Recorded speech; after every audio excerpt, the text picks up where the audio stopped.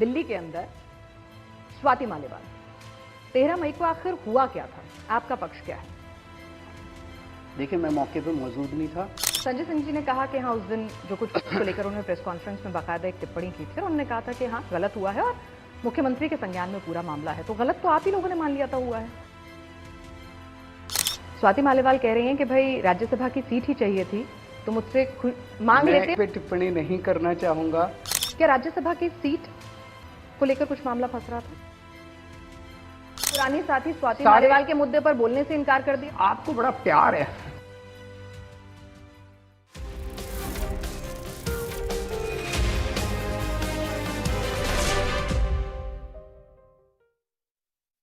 कट्टर ईमानदार से भ्रष्टाचार के आरोपों में जेल, विवाद, बेल, बेल के बाद प्रचार, प्रचार में भी विवाद, उसके बाद जांच। और इस वक्त अगर देखा जाए तो एक शख्सियत ऐसी है जो इन तमाम विवादों, कंट्रोवर्सी, जांच में घिरी हुई है, लेकिन सुर्खियां खूब बटोर रही है और जनता का दिल जो है वो जेल के नाम पर जीतने की कोशिश कर रही है। हमारे साथ दिल्ली के मुख्यमंत्री इस वक्त अरविंद केजरीवाल जी मौजूद हैं चुनाव जलसे में, और उम्मीद है आज बातें होंगी वो तमाम जो जनता आपसे जानना चाहती है। केजरीवाल जी, जेल जाने के दिन नजदीक आ रहे हैं, डर लग रहा है? नहीं, डर किस चीज का है? जिन लोगों ने हमारे देश को आज़ादी दिलाई थी, भगत सिंह हैं, जवाहरलाल नेहरू हैं, चंद्रशेखर आज़ाद हैं, गांधी जी हैं, बहुत सारे लोग हैं, कई कई साल तक जेल रहे थे। और जब वो जेल में रहते थे तब तो सामने कोई उम्मीद भी नज़र नहीं आती थी कि कब आज़ादी मिलेगी, कब आज़ादी नहीं मिलेगी। वो लोग देश को आज़ादी दिलाने के लिए जेल गए और कई कई साल तक जेल गए। मैं देश को बचाने के लिए जेल गया हूँ और मुझे तो कम से कम उम्मीद है 1 महीना नहीं, 2 नहीं तो 4 नहीं तो 6 महीने में बाहर आ ही जाएंगे, क्योंकि केस पूरा फर्जी है। आपने तो एक स्टेटमेंट दी कि जब तक मोदी जी चाहेंगे तब तक जेल में रखेंगे, यानी कोर्ट की वजह से जमानत नहीं मिली, मोदी जी ने चाहा तो जमानत मिल जाए? आज हमारे देश के अंदर जो तानाशाही का माहौल चल रहा है, सभी इंस्टीट्यूशंस को डराया धमकाया जा रहा है। जुडिशरी के ऊपर भी बहुत ज़्यादा दबाव है। कई जज हैं जो इस सब दबाव के बावजूद बहुत इंडिपेंडेंटली काम कर पा रहे हैं। कई जज हैं वो भी इंसान हैं जो इस दबाव के चलते इंडिपेंडेंटली काम नहीं कर पा रहे हैं। मैं आपको एक छोटा सा उदाहरण देता हूँ। मनीष सिसोदिया जी और सत्येंद्र जैन जी के पास जेल में मैसेज गया कि अगर आप बीजेपी ज्वाइन कर लो तो आपको बेल दिलवा देंगे। कौन दिलवा देगा? किससे दिलवा देगा? यानी कि आपके वाले जज जो हैं वो अच्छे हैं, जज ईमानदार हैं, और सिसोदिया वाले जज जो हैं वो ईमानदार और अच्छे नहीं हैं। मैं ये नहीं कह रहा। नहीं, आपने अभी कहा इंडिविजुअल जजेस की बात ना करें तो अच्छा है, बिकॉज वो अच्छी बात नहीं है। मैं सुप्रीम कोर्ट का शुक्रिया अदा करना चाहता हूँ। सुप्रीम कोर्ट ने ऐन मौके पे, ऐन वक्त पे जनतंत्र के पक्ष में न्याय किया और मुझे 21 दिन की मोहलत दी कि मैं चुनाव प्रचार कर सकूं। तो कोर्ट भी अब सिलेक्टिवली अच्छा या बुरा होगा? नहीं, मैं ये नहीं कह रहा। आपको ये समझना पड़ेगा कि आज देश के अंदर जो तानाशाही का माहौल है, उस माहौल के अंदर सभी इंस्टीट्यूशंस, जैसे इलेक्शन कमीशन है, आज इलेक्शन कमीशन के कंडक्ट के ऊपर उसके ऊपर सब लोग प्रश्न उठा रहे हैं कि भाई लोग यही तो पूछ रहे हैं कि कितने वोट पड़े, किस पार्लियामेंट्री कंस्टिट्यूएंसी में कितने वोट पड़े। चुनाव आयोग कहता है कि ये हम नहीं बताएंगे, या कभी कहता है हमारे पास ये डेटा ही नहीं है। तो प्रश्न तो उठेंगे।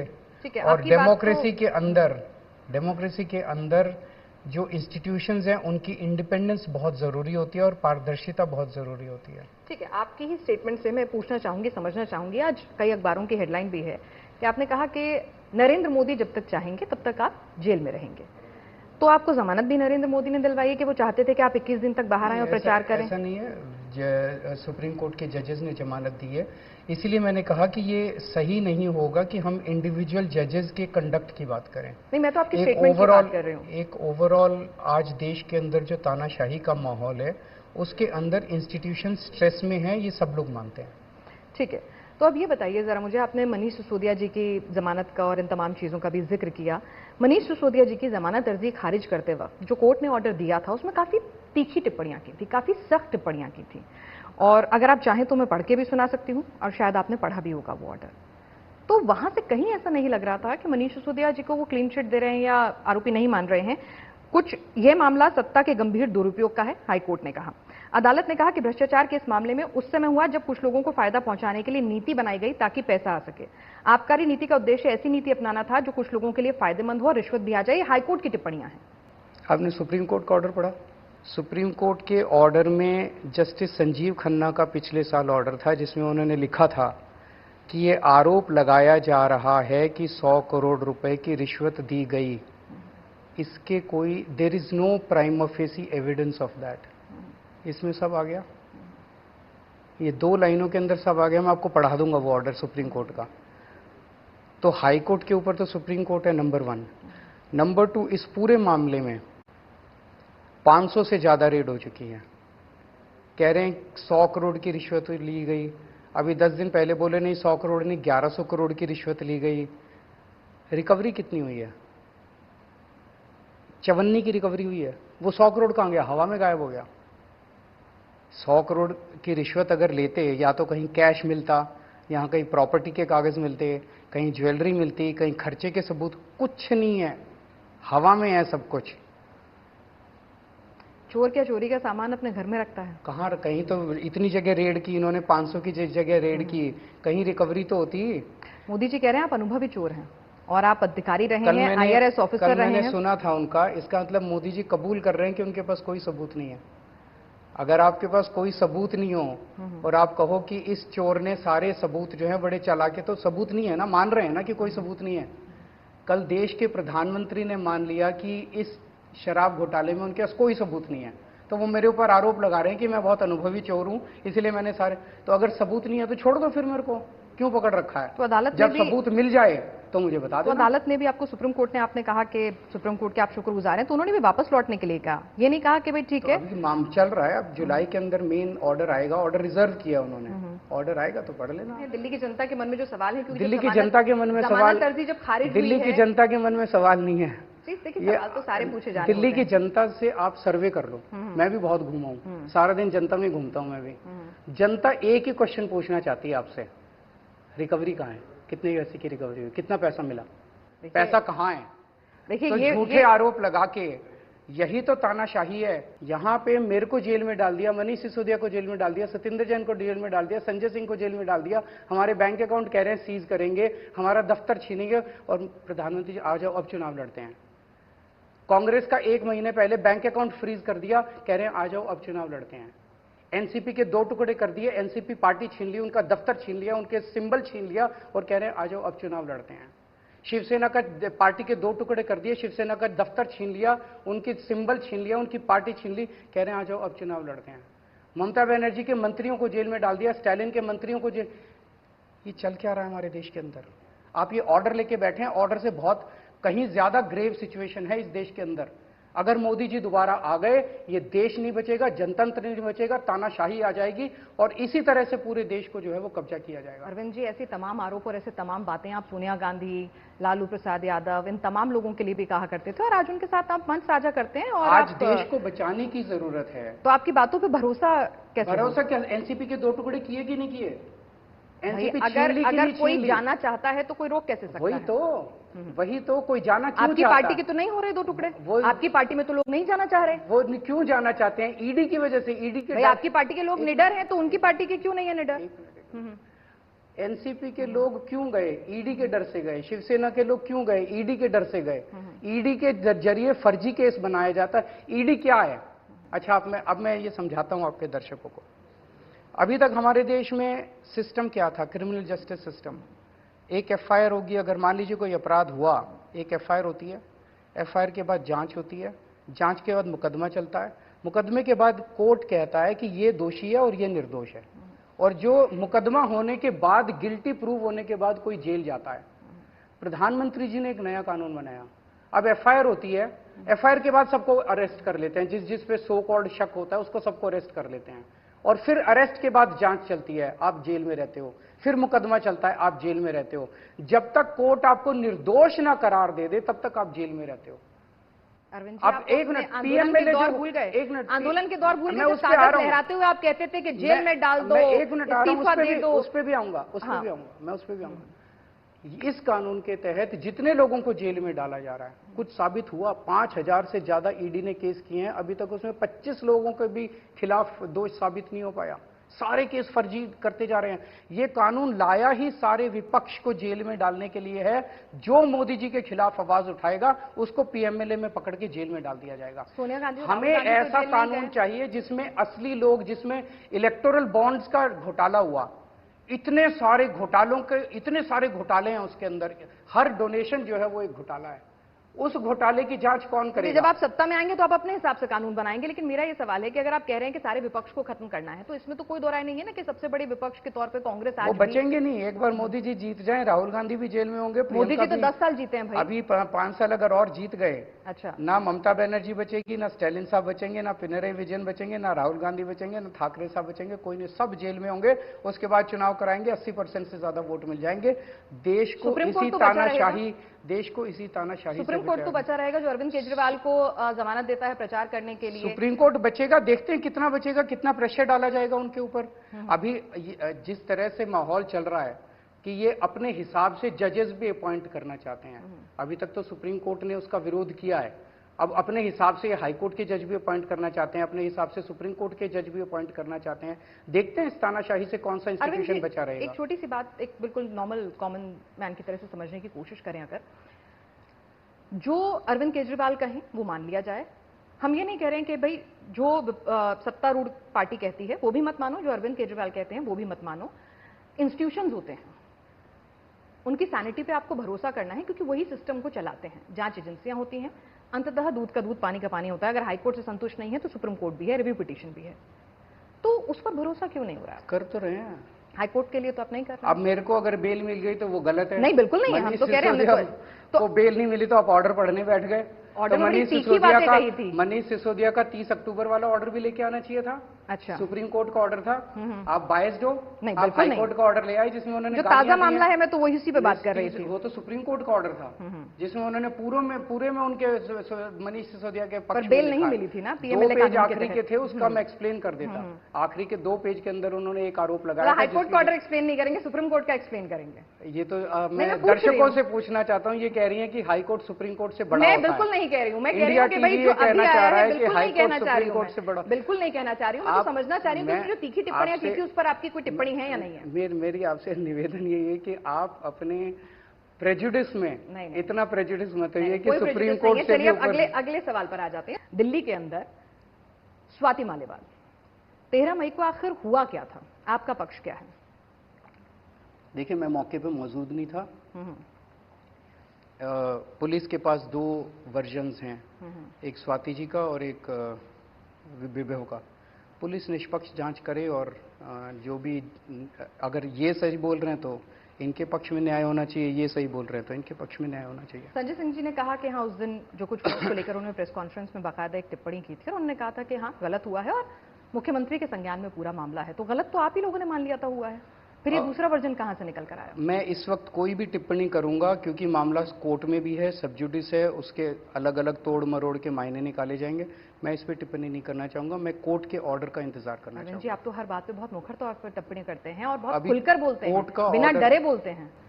मैं कोर्ट के ऑर्डर का इंतजार करूंगा। विभव आपके साथ देखे गए लखनऊ एयरपोर्ट पे और सब जगह। उन्होंने कहा कि भाई जिस नेता की गलती आपके वरिष्ठ नेता संजय सिंह ने मान ली थी, उस नेता को आप अपने साथ मैंने कहा ना कि मैं कोर्ट के ऑर्डर का इंतजार करूंगा। आप भी कीजिए, इंडिया टीवी भी इंतजार करे। कोर्ट पे भरोसा रखिए कि कोर्ट न्याय करेगा। जो कोर्ट कहेगा उसको मानेंगे, सब लोगों को मानना ही पड़ेगा। लेकिन सुप्रीम कोर्ट जो कहेगा वही मानेंगे। नीचे वाली कोर्ट से फिर ऊपर जाएगा, ऊपर से सुप्रीम कोर्ट। आपको सुप्रीम कोर्ट से इतनी नफरत क्यों? कोई नफरत नहीं है। मैं एक चीज और बता दीजिए, बातों से झलक रहा है कि मेरे पिताजी खुद लॉयर थे, मुझे कोई नफरत नहीं है। मैं आपको सुप्रीम कोर्ट से इतनी तकलीफ कोई नफरत नहीं है। मैं पूरी देश की अदालतों का सम्मान करती हूँ, चाहे वो निचली अदालत हो, चाहे हाई कोर्ट हो या सुप्रीम कोर्ट हो। नहीं, मुझे बेल दे के बहुत गलत कर दिया। नहीं, बिल्कुल और मनीष सिसोदिया को गाली दे के हाई कोर्ट के ऑर्डर को चैलेंज करने वाले हम कोई नहीं होते हैं। सुप्रीम कोर्ट की इज्जत कर बिल्कुल इज्जत इज्जत करते हैं, पूरा सम्मान हमारे है, तो देश की सर्वोच्च अदालत है, सभी का सम्मान करते हैं। हमें सुप्रीम कोर्ट का आदर करना चाहिए, सुप्रीम कोर्ट के जजेस का भी आदर करना चाहिए हमें। ठीक है, हम तो सभी जजेस का आदर करते हैं और सभी कोर्ट का सम्मान करते हैं, सिस्टम के लिए जरूरी है। स्वाति मालीवाल से आपकी बात हुई क्योंकि आपकी बहुत पुरानी साथी हैं, अभी मैं पढ़ रही थी तो पता चला आपके बहुत पुराने दिनों के साथी हैं। मैं इस मामले पे टिप्पणी नहीं करना नहीं, मैं टिप्पणी मामले पर नहीं, स्वाति मालीवाल से आपने बात तो की होगी, भाई इतना पुराना साथी अगर नाराज हो जाए। मामले पे टिप्पणी नहीं करना चाहूंगा, मामला कोर्ट में है, कोर्ट का आदेश आ जाने दीजिए। चलिए हम राजनीति पर आ जाते हैं। स्वाति मालीवाल कह रही हैं कि भाई राज्यसभा की सीट ही चाहिए थी, तो मुझसे मांग लेते। ये मामला नहीं है, ये तो राज्यसभा की सीट है भाई। मैं इस मामले पे टिप्पणी नहीं स्वाति मालीवाल के साथ बदसलूकी का मामला नहीं है, तो राज्यसभा की सीट का मामला है। मामले पे टिप्पणी नहीं करना चाहूंगा। अगला अगर कोई क्वेश्चन है आपके पास तो बता दीजिए। अरविंद केजरीवाल जी ने प्रेस कॉन्फ्रेंस में जब ये सवाल पूछा गया तो माइक खिसका दिया। ये अंदाज अरविंद केजरीवाल जी का पसंद नहीं आया। वो तो बहुत खुल के हर चीज को ऑन द फेस लेते हैं। मैं कौन सा माइक कहाँ कब? जब अखिलेश जी के साथ बैठे थे स्वाति मालीवाल पर टिप्पणी, संजय सिंह ने जवाब दिया था, वो बगल में बैठे थे। संजय सिंह ने जवाब दे दिया, आपको क्या तकलीफ? संजय सिंह ने गलत माना तो अरविंद केजरीवाल ने गलत माना? नहीं, मैंने बार बार, आप उसी मुद्दे के ऊपर आ रही हैं। मैंने आपको कहा कि ये मामला कोर्ट में है, मैं इसके ऊपर टिप्पणी नहीं करना चाहूंगा। ठीक है, हमारा सवाल पूछना काम है, हम सवाल जरूर पूछेंगे। क्या राज्यसभा की सीट को लेकर कुछ मामला फंस रहा था? नहीं, कोई राज्यसभा की सीट का मामला नहीं। स्वाति मालीवाल की राज्यसभा की सीट मैं इस मामले के ऊपर टिप्पणी नहीं करना चाहूंगा। जेल से आप बाहर निकले, एक चर्चा गर्म है कि भाई आपकी जो है ना डील हो गई थी अपने वकील के साथ कि आप उन्हें राज्यसभा की सीट देंगे और इसीलिए अब आप राज्यसभा की सीट खाली करवाना चाह रहे हैं राघव चड्ढा से। नहीं, कोई ऐसी कोई वो डील नहीं हुई है। राघव चड्ढा की राज्यसभा की सीट बरकरार रहेगी? बरकरार है, पक्की है। वो आपकी तरफ से राज्यसभा के सांसद बने रहेंगे? चलिए, हमारे इंटरव्यू से राघव को लेकर जो अटकलें हैं वो जरूर साफ होंगे। राघव इंटीग्रल पार्ट हैं पार्टी का अभी भी, क्योंकि कई लोग कह रहे थे कि जिस ढंग से तमाम नेता एग्रेसिवली आपके सपोर्ट में आए, आपके जेल जाने पर रिएक्ट किया। मैं एक चीज जानना चाहता हूँ, प्रधानमंत्री जी इस बार किस चीज पे वोट मांग रहे हैं? कि राघव चड्ढा, इनके 3 सांसदों ने बात नहीं की, विदेश चले गए, इसलिए मुझे वोट दो। 10 साल देश का प्रधानमंत्री रहने के बाद वो किन चीजों पे वोट मांग रहे हैं? बंबई जाके कहते हैं शरद पवार भटकती आत्माएं। उद्धव ठाकरे जो है वो अपने बाप की नाजायज नकली संतान है। कल मैंने उनका भाषण सुना, वो कहते हैं अगर इंडिया गठबंधन को वोट दे दिया तो वो आपकी टूटी छीन के भाग जाएंगे। ये प्रधानमंत्री के कहने की बातें हैं। वो कहते हैं कि अगर इनको वोट देते तो आपकी भैंस खोल के भाग जाएंगे। एक मिनट बोलिए। अगर आपने इनको वोट दे दिया तो ये आपका मंगलसूत्र छीन लेंगे, ये आपके घर के बाहर से अखबार उठा के भाग जाएंगे। पूरे देश के अंदर मैं घूम रहा हूं अभी, लोगों के अंदर बेरोजगारी और महंगाई को लेके इतनी ज्यादा तकलीफ है, लोग उसका समाधान चाहते हैं। घर का खर्चा नहीं चल रहा, घर में बच्चे बैठे हैं जिनके पास नौकरी नहीं है, और जब वो अपने प्रधानमंत्री को इस तरह की बातें करते हुए देखते हैं, उनको कोई उम्मीद नहीं बचती है। अगर प्रधानमंत्री जी कहते कि मैं कैसे महंगाई दूर करूंगा, तुम्हारा पेट्रोल सस्ता कर दूंगा, तुम्हारा डीजल, तब तो कुछ उम्मीद नजर आती। अगर प्रधानमंत्री जी कहते मैं तुम्हारे बच्चों को ऐसे रोजगार दूंगा, तब तो समझ, वो जिस तरह की बातें करते लोगों को कोई उम्मीद भी नजर नहीं आ रही है। अब वो ये कहना केजरीवाल के 3 सांसदों ने नहीं इनके पक्ष में बोला, नहीं बोला, मेरी मर्जी, मेरी पार्टी है, मैं निपट लूंगा उनसे। प्रधानमंत्री जी कह रहे हैं कि इनके 3 सांसदों ने नहीं बोला इसलिए मुझे वोट दो। ये वोट मांगने की चीज है। मेरे 3 सांसदों, आडवाणी जी ने मोदी जी के पक्ष में वोट मांगा इस बार, मुरली मनोहर जोशी ने वोट मांगा मोदी जी के पक्ष में, वसुंधरा राजे ने वोट मांगा। 30 नेताओं की लिस्ट दे दूंगा जो बीजेपी के घर बैठे हैं। और इस बार तो आरएसएस की और इनकी भी लड़ाई हो गई है। जेपी नड्डा साहब कह रहे हैं कि आरएसएस की जरूरत नहीं है, तो इसका मतलब दोनों में कसके लड़ाई हो गई है। सवाल था, इसका मतलब ये कसके लड़ाई हो गई है। वही तो आरएसएस के नीचे के कार्यकर्ता इनके लिए काम ही नहीं कर रहे। वही पूछना है। अच्छा, आपके लिए तो आपकी जीत में मदद मिलेगी? नहीं, जीत में मदद मिलेगी। मैं ये कहने की कोशिश कर रहा हूँ कि हमारे तो 3 ही सांसद नहीं बोले, इनका तो पता नहीं सारी आधी बीजेपी घर बैठी है। चलिए, एक सवाल मेरा आपसे ये है कि आपके पास जब से आप जेल से लौट कर आए हैं, आपके पास हर पार्टी की, खासतौर से बीजेपी की, पूरी इनसाइड इंफॉर्मेशन है। कौन किसका उत्तराधिकारी होगा, कौन जो है उत्तराधिकारी के साथ साथ जो है किसको हटा रहे हैं, किसको बना रहे हैं, किसको खत्म कर रहे हैं। जेल में आपका खबरी कौन था? कहाँ से मिल रही थी ये सारी खबरें? आप ही जैसे दोस्त थे। हाँ, आप ही जैसे। चलिए, आपने मुझे दोस्त माना, नहीं तो अभी तक तो आपको लग रहा था मैं प्रेजुडिस्ड हूँ। ये भी अच्छा है। तो सारी खबरें आपको दूसरी पार्टी की बड़ी पता चल जाती हैं। आपकी पार्टी के सक्सेसर कौन है?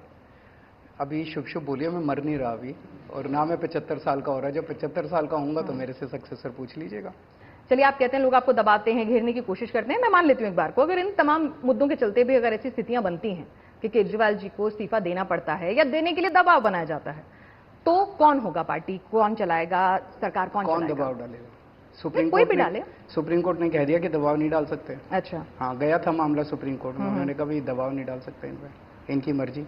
दिल्ली के अंदर हमारे को 2 बार बहुमत मिला, 3 बार बहुमत मिला, 2 बार हमें प्रचंड बहुमत मिला।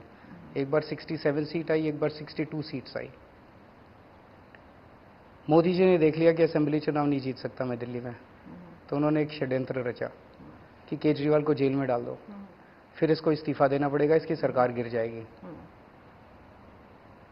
मैं कुर्सी का लालची नहीं हूं, मैं पद का लालची नहीं हूं। जब इनकम टैक्स कमिश्नर होता था, एक दिन इस्तीफा देके मैं दिल्ली की झुग्गियों में जाके काम करने लगा था, अपने मन से इस्तीफा दिया था। कोई नहीं देता इनकम टैक्स कमिश्नर की पोस्ट से। मैं जब 49 दिन के लिए सीएम बना तो खुद सीएम की कुर्सी को लात मार के आया था। इस बार अगर मैं इस्तीफा दे दूंगा तो इनका ये एक्सपेरिमेंट सक्सेसफुल हो जाएगा। अगला टारगेट होगी ममता बनर्जी, उसको भी गिरफ्तार कर लो, वो इस्तीफा। तो इसका मतलब जहां जहां नॉन बीजेपी गवर्नमेंट बनेगी, वहां वहां ये मुख्यमंत्री को फर्जी केस में गिरफ्तार करेंगे और उसकी सरकार गिरा देंगे। इस बार अगर मैंने इस्तीफा दिया तो ये देश के लिए बड़ा खतरनाक, जनतंत्र के लिए खतरनाक होगा। और जब आप बिना जनतंत्र एक बिना फैसला आए इस्तीफा मांगा करते थे, जेल में डालने की बात किया करते थे। आप मेरे को पूरा तो कर लेने दो। तो ये लोग जनतंत्र को कैद करेंगे और हम जनतंत्र को जेल से चलाएंगे। सुप्रीम कोर्ट ने भी कह दिया कि जेल के अंदर से अगर केजरीवाल जी इस्तीफा नहीं दे रहे तो हम इसका कुछ नहीं कर सकते। तो जेल के अंदर सीएम की कार्यभार को निभाने के लिए हम कोर्ट जाएंगे और कोर्ट से कहेंगे कि आप हमें बेसिक फैसिलिटीज दीजिए ताकि मैं अपना कार्यभार चला सकूं। और अगर मैं चला पाया तो मोदी जी फिर किसी मुख्यमंत्री को गिरफ्तार करने की हिम्मत नहीं कर पाएंगे। आप बहुत निर्लज हैं, ये मैं नहीं कह रही, गृहमंत्री कह रहे हैं।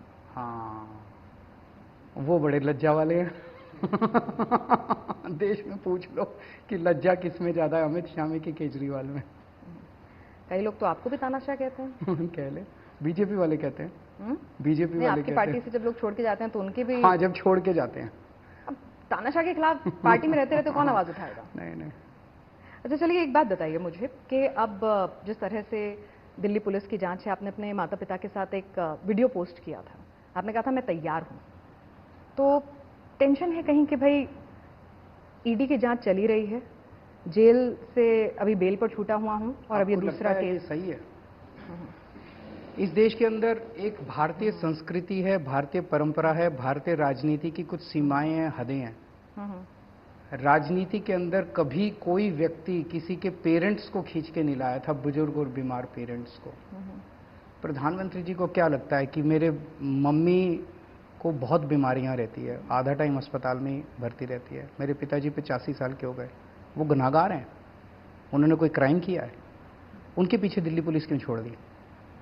मैं उनसे कहना चाहूँगा कि मेरे माँ बाप को प्रताड़ित मत करो, मेरे से आपकी दुश्मनी है, मेरे से आपकी राजनीति है, ऊपर वाला देख रहा है प्रधानमंत्री जी, ऊपर वाले से डरो।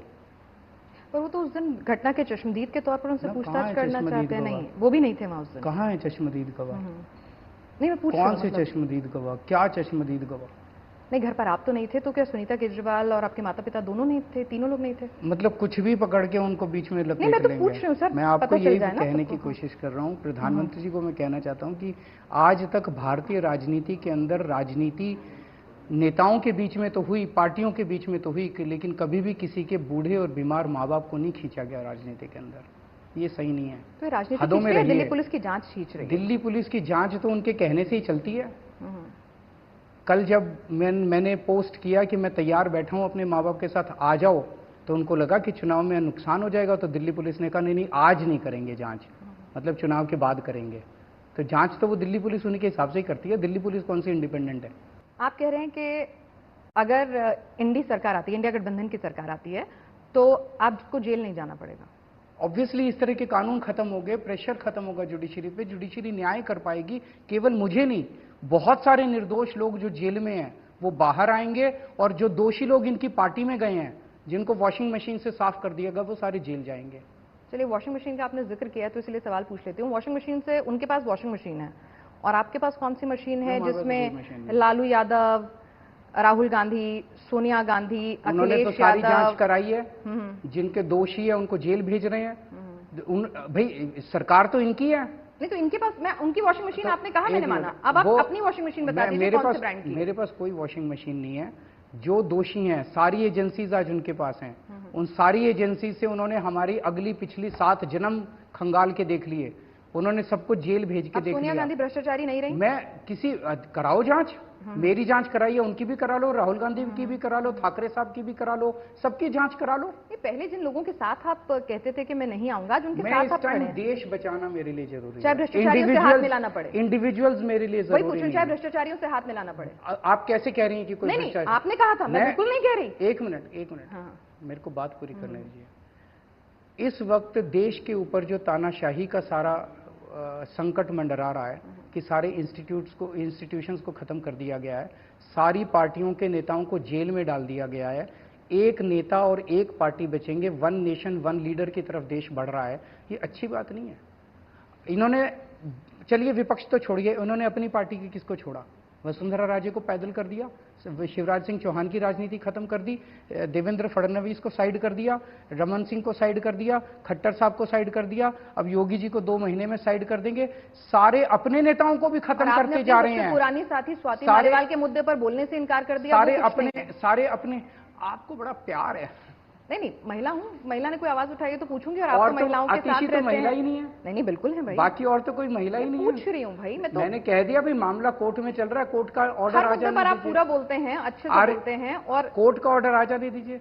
तो मेरा ये कहना है कि प्रधानमंत्री जी विपक्ष वालों को भी सबको जेल में डाल रहे हैं और अपने वालों को सबको साइड करते जा रहे हैं, अमित शाह का रास्ता साफ करने के लिए, क्योंकि उनको सक्सेसर बनाना है। चलिए, और आपने सक्सेसर अभी ढूंढना नहीं है, अगर नौबत भी आ जाए तो भी नहीं ढूंढना है। नहीं, 75 साल को हो जाने दीजिए और शुभ शुभ बोलिए। मेरी लंबी नहीं, बिल्कुल लंबी उम्र की हम कामना करते हैं, आपकी लंबी उम्र की हम कामना करते हैं। बजरंग बली आपके सारे संकट हरे, ठीक है ना। आप लिखकर चिट देते हैं, तो आज मैं पेन और चिट दोनों लेकर आई हूँ। दिल्ली में आम आदमी पार्टी की कितनी सीटें आ रही हैं? ये आप ही का काम है, तो इसलिए मैंने कहा कि ठीक है। पंजाब में कितनी सीटें आ रही हैं? आप सीटें लिख दीजिए खाली, पंजाब के साथ। इंडी गठबंधन की कितनी सीटें आ रही हैं? यूपी, बंगाल, आप दौरे पे गए, वहां पर कुछ टिप्पणी करना नहीं चाहेंगे? चलिए, और प्रधानमंत्री का नाम लिखना चाहेंगे? इंडी गठबंधन से कौन बनेगा अगर मौका मिला तो? उनका कौन बनेगा? हाँ, उनका कौन बनेगा? प्रधानमंत्री जी तो 1 ही साल रहेंगे, उसके बाद उनका कौन बनेगा? मतलब आप श्योर हैं 1 ही साल रहेंगे? वो अपना बता दें, हम अपना बता देंगे। चलिए ठीक है। अब मैं आपको जरा अपने दर्शकों को भी ये चिट पे क्या लिखा है अरविंद जी ने वो दिखा देती हूँ। दिल्ली में सीटें आ रही हैं 7 सीटें आ रही हैं, दिल्ली के लिए लिखा है। और पंजाब में 13 सीटें आ रही हैं, और एनडीए की 220 सीटें आ रही हैं, और इंडिया गठबंधन की 300 सीटें आ रही हैं। अब ये चिट जो है मैं अपने पास बहुत संभाल के रखने वाली हूं, क्योंकि इंडिया गठबंधन की सीटें आ रही हैं तो हमारी मुलाकात 4 जून को हो ही जाएगी। जेल में? नहीं, तो आपने तो कहा कि जेल में नहीं जाना पड़ेगा ना, अगर आ गई तो 300, तो मुलाकात का मौका मिलेगा, तो मैं चिट लेकर आऊंगी और आपसे फिर दोबारा मुखातिब होंगे तमाम मुद्दों पर। खुले मन से आइएगा। बिल्कुल खुले मन से आज भी आई हूँ। प्रसन्नचित्त मेरे शो का नाम ही चुनाव दिल से है, तो दिल से ही बातें करने की मैंने कोशिश की। प्रसन्नचित्त आइएगा। जी, आपको बहुत बहुत शुक्रिया।